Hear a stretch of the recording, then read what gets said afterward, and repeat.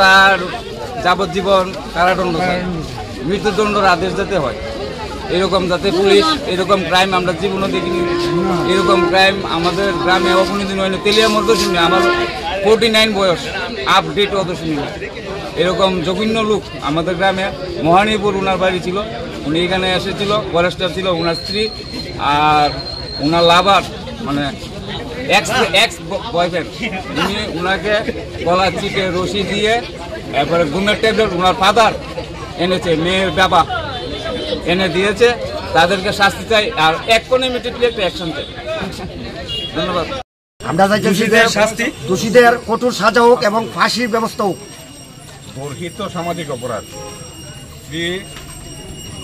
যোগ সাজসে এই হত্যাকাণ্ড, অপরাধের যাতে কোনো অবস্থাতেই ছাড় না পায়, ওর উপযুক্ত শাস্তি হচ্ছে ফাঁসি।